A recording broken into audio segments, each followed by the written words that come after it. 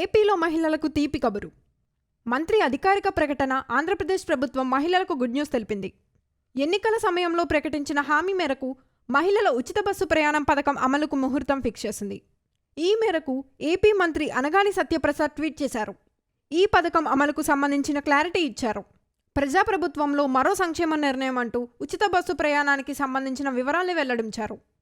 ఆంధ్రప్రదేశ్లో కూటమి ప్రభుత్వం మరో హామీని నెరవేర్చేందుకు ముహూర్తం ఫిక్స్ చేసింది.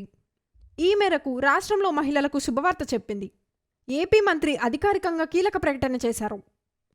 రాష్ట్రంలో మహిళలు ఎప్పుడెప్పుడు అని ఎదురుచూస్తున్న ఉచిత బస్సుల ప్రయాణం అమలుకు ముహూర్తం ఫిక్స్ చేశారు. ప్రజాప్రభుత్వంలో మరో సంక్షేమ నిర్ణయం. ఆగస్టు 15 నుంచి మహిళలకు ఉచిత బస్సు ప్రయాణం అంటూ ట్వీట్ చేశారు. రాష్ట్రంలో మహిళలకు ఉచిత బస్సు ప్రయాణంపై కర్ణాటక, తెలంగాణలో అధికారులు అధ్యయనం చేశారు. ఆ రాష్ట్రాలకు వెళ్లి అక్కడ పథకం అమలుకు జరుగుతున్న తీరును ఆరా తీశారు. ఈ ఉచిత బస్సు ప్రయాణం పథకం కింద రోజుకు ఎంతమంది మహిళలు ప్రయాణిస్తున్నారు, ప్రభుత్వంపై ఎంత భారం పడుతుంది అనే అంశాలపై వివరాలు సేకరించారు.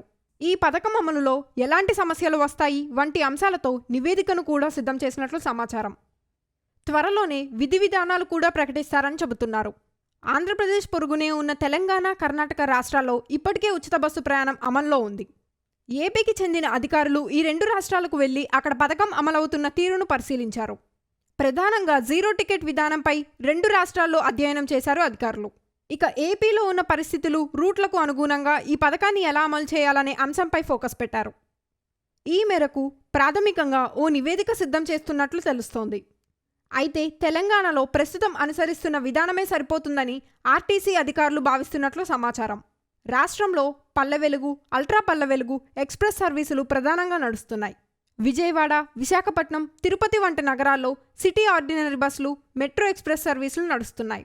అలాగే ఈ ఉచిత ప్రయాణం కొత్త జిల్లాల పరిధిలోపే పరిమితి ఉంటుందా, ఉమ్మడి జిల్లాల పరిధిలో అనుమతిస్తారా అనే అంశాలపై క్లారిటీ రావాల్సి ఉంది. ఈ ఉచిత బస్సు ప్రయాణం పథకంపై మీ ఒపీనియన్ను కామెంట్ చేయండి. మరిన్ని ఇలాంటి లేటెస్ట్ అప్డేట్స్ కోసం మన హవీష్ మీడియాను సబ్స్క్రైబ్ చేసుకోండి.